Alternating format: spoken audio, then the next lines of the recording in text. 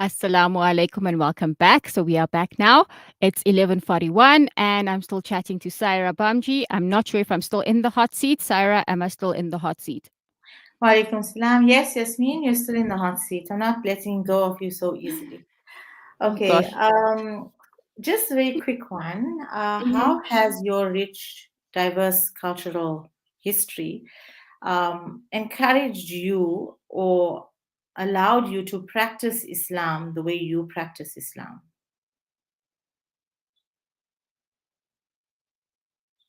I I think it comes with but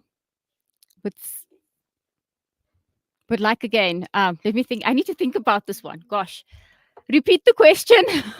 Okay, so how has your family background helped you or influenced you to practice Islam in a way that, to others it may seem different or unique because, maybe there's certain um, things that your dad's side of the family may do more often and then your mom's side. And then has that allowed you to ensure that, you still practicing? We have to remember that we strive to practice the truth of Islam and what Allah has, but how do you allow yourself to unitedly um, encourage each other to practice?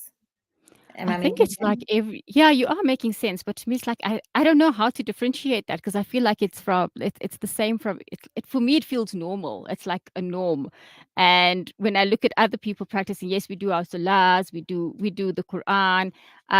What we do differently is like sometimes we would host khadat or we'll do a dhikr. And I think that's more of a Malay tradition.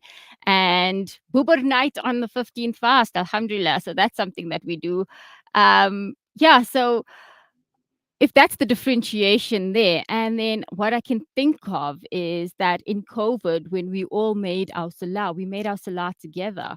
We read Taraweeh together. My dad would lead a portion, and my husband would lead another portion. Shakil would do another portion, and at the end, it's all the same. It's just at the end our witters are different, and then that's when we'll drop away from it. And Shakil will then lead me and my family in the witr salah, and my dad would lead my mom in the witr. So yeah, that's if that makes sense. Yeah, subhanallah. That's beautiful. And may Allah accept of us and may we continue to strive to please Allah and in our worship do as Allah would want us to do. Ameen, Ya Rabbal Ameen, Alameen. ameen, ameen. So the last question, so that Mhm. you don't feel too intimidated anymore. We're now living in this wonderful world of technology. Thank you, Salaamedia. You are part of our technology family and you've let us into your home. Um, how has technology made any sort of difference or impacted you and and your Ramadan or even your journey with Islam for that matter? Okay, so that's a good question again. For me, it's now at hand. I have everything on hand. I've got my Quran on my phone, on my tablet, or on you, on any device for that matter. The phone being one of the main devices that sticks with us like glue wherever we are. And it's given me access to that at any time. Also, social media groups, WhatsApp groups. I've learned a lot from that. And yes, so I think it has impacted in a good way, um, depending on how you use it. Yeah. Mhm. Mm, Yeah, subhanallah, yeah. subhanallah. That's amazing. Okay, Yasmin, I think I can remove you from the hot seat and put you back into the your seat of comfort. And Great. Jazakallah for allowing me to turn the table on you for a little bit. And it was an amazing opportunity. I enjoyed myself. So Mm. back to you. Jazakallah so much for that. I'm not gonna lie, it was very nerve-wracking, if that's the word I can use, being questioned and being on the other side of it. But yeah, I think to ease it a bit, I think what we need to do is a game. So will you entertain me with this one? And I was thinking of maybe doing a word association game where we both participate and just to add a little bit more downtime before we go into our next ad break. So the game that we're going to be doing is the word association game. It will be related to Ramadan. So you share the first thing that comes to mind when you are ready. So I'll go first. For me, fasting, I'm going to go with hungry. What comes up with for you for fasting? Abstinence. Abstinence. Wow, mashallah. Quran, it's learning. Quran is Allah. Ameen. Ameen. Eid, what comes to mind with Eid? You first. Me first. Eid celebration, Yeah, festivities. for me, Eid is just about being with family and friends and celebration as well. Yeah. Yeah. Yeah, I think that's what it. Unity. Unity for me is togetherness, coming together, being together. Unity for you. It's supposed to be one words. Family, family, family, Yeah. family. And you don't have to be blood to be my family. So I mean, Ramadan. Ramadan for me, um, fasting. No, family. reflection, purity. Yeah. Yeah, Ramadan for me is again, it's the Quran and rejuvenation, I think. Mm-hmm. Yeah, Prayers, rejuvenation. Prayers. prayers. Oh, Mm. communicating with Allah, deep Yes, conversations. I'm going to agree with you on that. Communication, yes. Charity, giving for me. Giving Yeah. and just sharing, giving and sharing, um, and accepting, people into our space so that we can give and share differently. Not only through passing it through somebody else, but being able to do it myself. You know. Yeah, true. Mm. Reflection. Ooh, reflection for me, yeah, I see. I'm going to say beauty because that's what comes to mind right now. Yeah, Okay. reflection. Yeah. Reflection for me. Mhm. Oh, I don't know. I think reflection for me is just connecting with self and Allah, Mm. but Mm. simultaneously Connection. connection. Yeah. Yeah. Family. Love. Yes. Love. Yes. I love my Bond. family. Yeah, Yeah. same here. I think even though Mm. they drive you crazy in Yeah, times, yeah, yeah, but you still love them. especially in Ramadan. Spirituality. You go first. Ah, spirituality is just This is the last my one, by the way. person my personal relationship with Allah is spirituality. It's Mm. it's not just those ritual practices. It's Allah's my go-to. Allah's Yeah, my friend. Allah's my bestie. Allah's my backstop. he's Allah's got my your be back. all and end all. Yeah, Mhm. that's spirituality for me. Yeah, for me, connection with Allah too. Yes, Yeah, 100%. Yes, yeah. the higher power. Alhamdulillah. Okay, we're going to go into an ad break now. And then when we get back, I know we are talking to Tyra Saluji. She will be coming in. And yeah, I'll see you after the break. See you. Live from our headquarters in South Africa, this is Salam Media, keeping you company this Ramadan.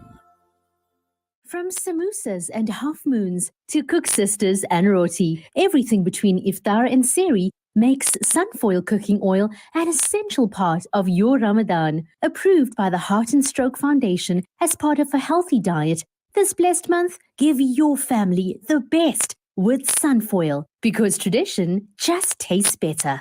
This Ramadan, join hands with Muslim hands to make a meaningful difference in the lives of millions worldwide. Your zakah and sadaqah can be the lifeline for those in need. Together we can nourish the hungry in South Africa and across the globe, offer clean water to impoverished communities, empower women with sustainable livelihoods, and bring relief to families grappling with the aftermath of natural disasters and conflict. Be their beacon of hope today. Connect with us at muslimhands.org.za or dial 021 633 6413 to extend your support. World-class financial services only at Sapphire Global, your financial partner.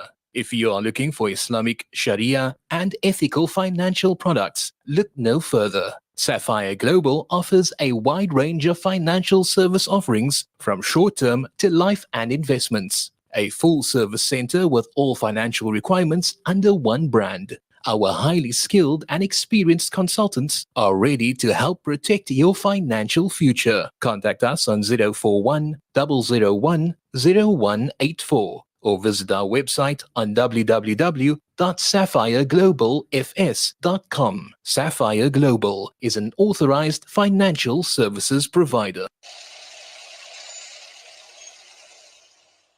Are you looking for a cross-border road transport company that is committed in achieving high safety standards, who is fast and efficient, and also excel in customer service?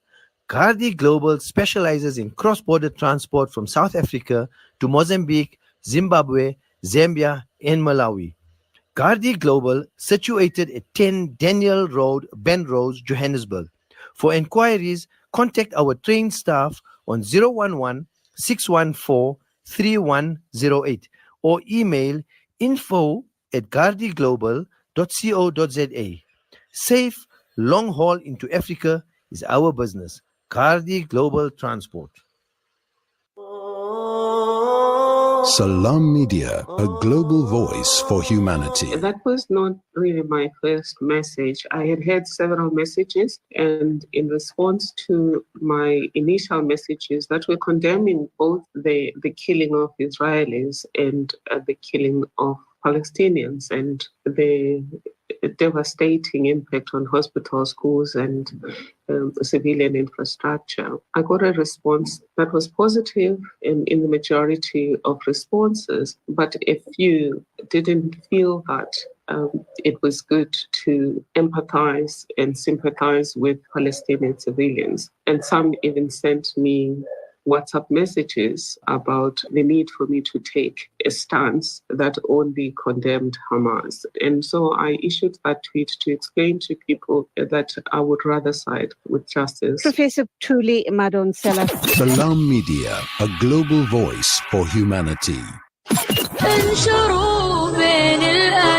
Salam Media, your spiritual companion this Ramadan. Assalamu alaikum and welcome back. It's 11:53. Sayerah, welcome back to the show. We're still waiting for Tyra to connect. I think she's going to connect at around 12. So we've got a few more minutes to have some fun. I'm going to ask you the question about Eid. How do you celebrate Eid? Ooh, walaikum salam, Yasmeen. Eid is very special to my heart. I'm already celebrating Eid before Ramadan even starts. I get this reprimand from my husband and my son all the time because,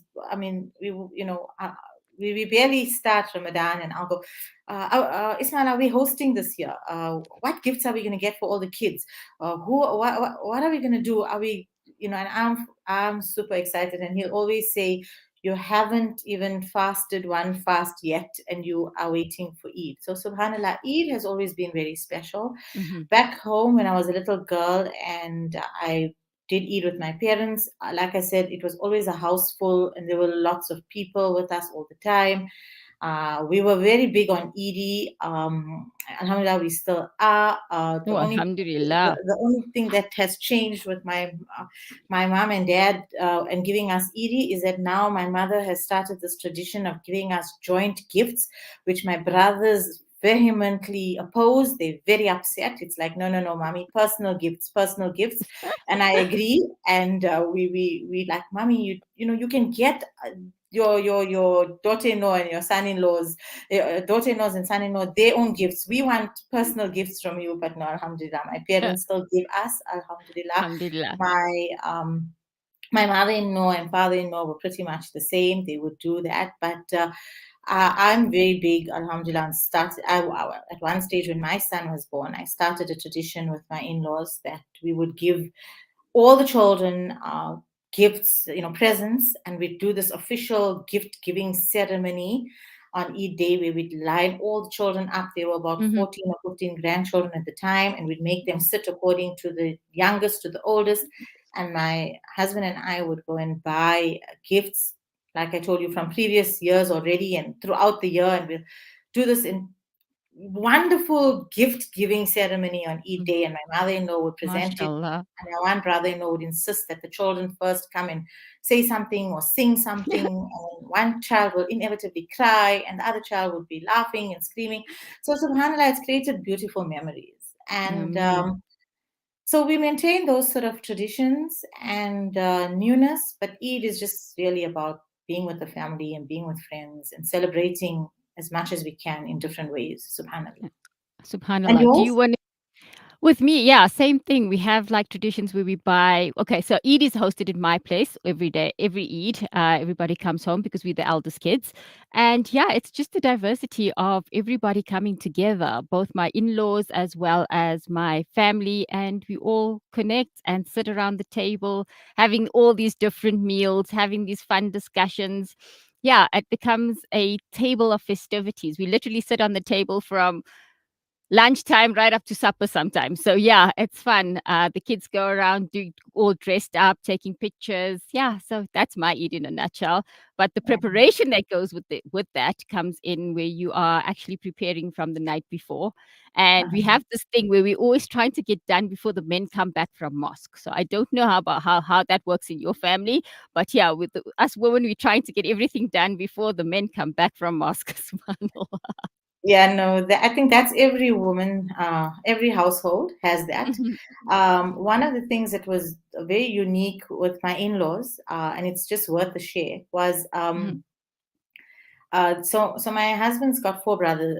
They five brothers. He's got Oh, no wow. sisters, and they are all car enthusiasts. And my father-in-law, particularly, was into his cars. So we would, as women, be frantically running, making sure everything's done in the kitchen, and we all ready and all of that. And the men would, after Eid Salah, before they come home, and we waiting now for them, my father-in-law and his sons would go and take a drive to the different garages, view all the beautiful cars, have their little Eid celebration on their own first, and then come home. And then we'd be like, "We're hungry, we're waiting for you people." My mother-in-law would be all upset. And every year without fail, that carried on until he passed away. I miss him Mhm. a lot. I Allah miss that grant him Jannatul Firdaus, adventure that used to inshallah. go Ameen. on at that time. But subhanallah, I think that struggle of having everything ready when everyone arrives, and we want to eat together, and that's still the same. Mhm. And yeah, it just depends on who's hosting, and they add their personal flavor and touch, and alhamdulillah, it creates beautiful vibes all the time. Subhanallah. Subhanallah. Yes, no, I can relate to that. At least you have time because we never ready by the time the men come from mosque. So at least you still have time and No, we no, can no. see. We work around the clock, but then it's just that my father-in-law was smart. You see, he afforded us more time. He made sure took his sons away, and when he got back, but then that changed. Once he passed away, then obviously we ate more on time, and we panicked more about the time, and we but subhanallah, it is about the woman wanting to put out their best I mean, efforts and give everybody a fantastic meal. And yeah, I think every home, we subhanallah have that luxury and comfort, but we have to bring in our brothers and sisters of Palestine here. Their mhm. Eid is going to be a very different Eid this year, but I must say that Allah liberate them, Allah free them from the Ameen. oppression, and they do inspire us. When you look at what you see on Instagram right now and on different other social media platforms, despite that they are living the Quran, they in their own devastation that they're experiencing, they're still creating an ambience of love and unity and um, dependence and reliance on Allah in how despite all the atrocities, they are they are still trying to create a vibe and an atmosphere of Ramadan, and they are Mhm. doing their salah, they are doing their ibadah, they are still relying on Allah. They turn to the Quran, and I think that is the ultimate message, that let us try to live the Quran. What is Allah Ameen. saying about how we should embody relationships in our Quran, from the Quran? How should we embody good character from the Quran? And let's live Ameen. Quran, inshallah. So while we Subhanallah. are waiting to I serve think that we meal, yeah, I think we're actually going to an ad break now, and then when we get back, Taira will be joining us, lovely. inshallah.